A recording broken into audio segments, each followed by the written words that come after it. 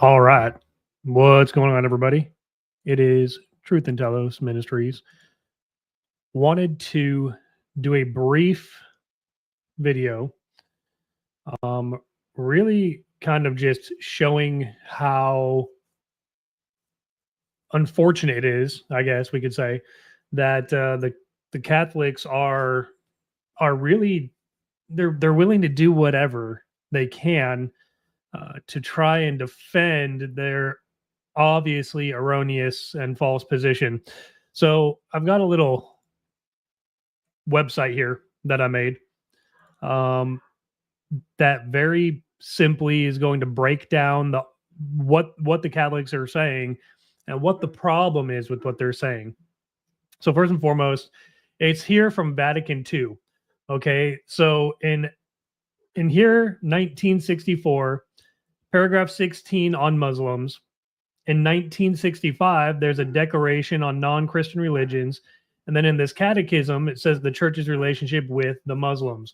What these documents claim, these are official Catholic Church documents, is that the Muslims worship the same God of Abraham, Isaac, and Jacob as of the Bible that Catholics and I guess by extension Christians do. So here's where the problem comes in. It's going to be a quick read. Okay. So it's an irreconcilable contradiction. The Catholic interpretation of the pagan altar in Acts 17 versus unyielding biblical law. And of course, this is the one here where it says to the Athenians, to an unknown God. So the core dilemma here is that this website examines a grave theological contradiction stemming from the Catholic Church's interpretation of Acts 17:23 and its modern teaching on Islam. Now, the reason why this is important is because you've got Sam Shamoun, you've got William Albrecht, and you've got some of their buddies that are all kind of getting together to say, oh no. See, this is biblical. Because in Acts 17, Paul starts quoting Stoic philosophers or pagan philosophers, and da-da-da-da. Now this does lead to another bigger problem that their Hippolytus of Alexandria did claim that the pagan philosophers were inspired and divinely inspired by God with the things that they wrote. It was them being exposed to God, like how Moses exposed the Israelites in the wilderness to God. So that's a whole other problem that we can deal with because that's one of their church fathers. They claim that guy, but at the very least, what they're trying to do right here is damage control on this Vatican II. And so they're claiming, well, no, see, Paul is saying that what they were doing was leading them to God. But let's see. So the central issue is whether the pagan altar in Athens, an altar used for animal sacrifice, could ever be considered a valid point of worship to the holy God of the Bible. By extension, this analysis challenges the claim that Allah of Islam is the same as the Christian God. Spoiler alert, he's not. Okay. So the sacrificial impossibility. To accept the Vatican's interpretation is to claim the Apostle Paul, a Pharisee learned in the law, condoned the animal sacrifices offered on a pagan altar. This would mean Paul accepted offerings that God explicitly commanded were an abomination and punishable by death under the Mosaic covenant. This is a theological chasm that cannot be bridged. So historical context, okay? So this altar that's being used here in Acts 17:23. Historical sources confirm that this altar was the standard site for pagan animal sacrifice. So ancient Greek literature, authors like Homer and Hesiod describe in detail the process of sacrificing oxen and sheep on a specific altar like this. Historical accounts, worship in ancient Greece routinely involved sacrificing domestic animals at an altar. Then archaeological evidence. Excavations across the Greek world have uncovered numerous of these altars with the remains of animal bones, confirming their use in sacrificial rituals. So this specific type of altar was never a place for abstract philosophical worship. It was a real functional site for blood sacrifice to pagan deities. So the Vatican II perspective. Vatican II documents, such as the Lumen Gentium, propose that Muslims worship the same God as Christians.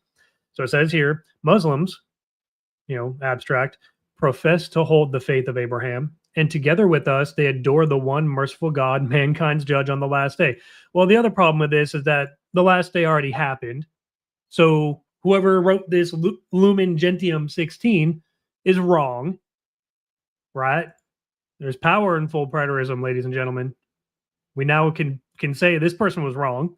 But anyway, Acts 17 as a justification. To support this ecumenical view, some Catholic theologians point to Paul's speech at the Areopagus, interpreting it as an affirmation of pagan worship. Paul states, "What therefore you worship as unknown, this I proclaim to you." This is taken to mean that the Athenians' pagan worship conducted at their altars was genuinely directed toward and accepted by Yahweh, albeit in ignorance. Well, a straightforward reading of Scripture reveals an absolute and violent opposition to pagan worship, making the Vatican's interpretation biblically untenable. So the fate of pagan altars in the Septuagint, okay, this is in Exodus 34:13. It says, "You shall tear down their altars and smash their sacred pillars." God never commanded the appropriation of pagan altars, only their complete and utter destruction. And then the sacrifices on pagan altars being demonic. So Paul says in 1 Corinthians 10:20, "But the things which the Gentiles sacrifice, they sacrifice to demons and not to God." Paul himself defines pagan sacrifice not as ignorant worship of God, but as active worship of demons. Now, we could get into what demons really mean in the biblical context. I'm not really going to go there in this video either. But again, key scriptures on this are outlined right here. You've got Acts 17:22 through 31, Paul's Areopagus address, Judges 6:25, command to destroy the altar or bomos of Baal. And then you've got Leviticus 17:1 through 9, the centralization of sacrifice at this specific type of altar to God. And then, of course, like I said, 1 Corinthians 10:14 through 22, the incompatibility of pagan and Christian worship. So the Septuagint's clear distinction from the bombos and the, as it would be called, Thysatrian. Okay. So the argument becomes irrefutable when examining the specific Greek words used in the Septuagint, the Greek Old Testament that Paul and the apostles used. The Septuagint maintains a strict critical distinction between two types of altars. There's the bomos, the pagan altar. This term is used almost exclusively to refer to idolatrous pagan altars, which are an abomination to God and must be destroyed. Again, it says, "And tear down the altar of Baal, and the altars on the roof the king tore down." 2 Kings 23:12. Now, the holy altar of God is a term reserved for the legitimate consecrated altar of Yahweh, where the true sacrifices were offered according to the law. So Exodus 27:1 says, "And you shall make the altar of acacia wood." For Paul, a scholar of the scriptures, the word bomos in Athens would have immediately signified a place of demonic worship forbidden by God.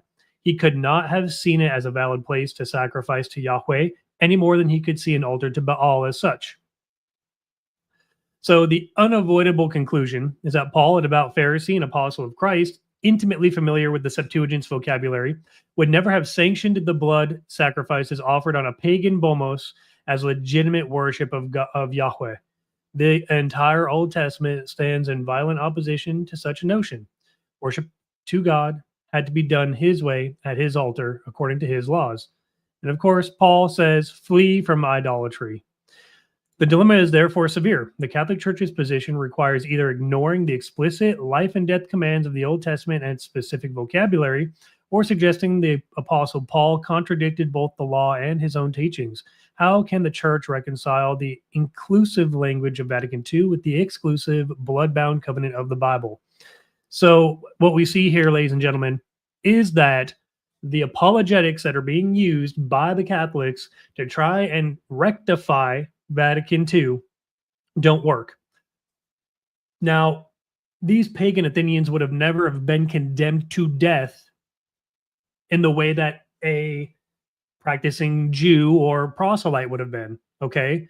They were not under that same temple cultist system of worship, even though that same concept of the spiritual death of Adam reigned through all people through all time. The physical consequence of actual death by stoning or by burning for worshiping a different god, or how God had judgment brought upon the old covenant people of Jerusalem and or of Judah and of Israel, the two kingdoms. They physically died because they got invaded, and many people died because they had worshiped different gods. But the point is that for Paul to then turn around and be like, but hey, you know what? You guys have actually been worshiping God this whole time. It's all good. Doesn't hold water. What Paul is doing is he is excoriating them. Okay. Paul is telling these people in Athens, look at what you're doing. You've got an altar to an unknown God. This is strict pagan worship. You do not even know what you were worshiping. That's why he then starts quoting the philosophers. He's not doing it because they are inspired by God. He's doing it to get audience relevancy to the people he's speaking to. It would be like if I were to go and try to evangelize in the deep south of Alabama, and I was using West Coast ghetto slang hip hop, like, to try and talk to these people. They would probably look at me and be like, dude, what are you talking about? Get the hell out of here. So Paul had to get cultural references that I'm not denying that these philosophers had some sort of idea of a greater being, right? But they did not know the true God of the Bible. They were groping for him in darkness. But the revelation of who God is was solidified in the new covenant. So that is the full ingrafting of these Gentiles, these same Gentiles that people like Sam Shamoon and William Albrecht are trying to say they were worshiping God the whole time. So I hope this makes sense. Again, there's a distinct difference using the language, using the Septuagint, because the Catholics love going to the Septuagint. I'm right there with you. The Bomos is completely different from the holy altar of God in the Septuagint. So you can't sit there and try and say that, oh, they were worshiping the same God. So I hope that this helps, ladies and gentlemen. This is a complete refutation of the apologetics they're trying to perform. And truthfully, it makes it even worse for them because now they're digging the grave even deeper. What they need to do is they need to come home. They need to become Christians. The Christianity of the Bible.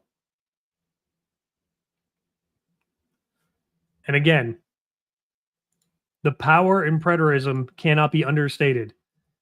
Their own, whatever, headship, pope, whoever wrote this Lumen Gentium 16 was still awaiting the last day. The last day already happened. The last days of old covenantal Israel standing with God.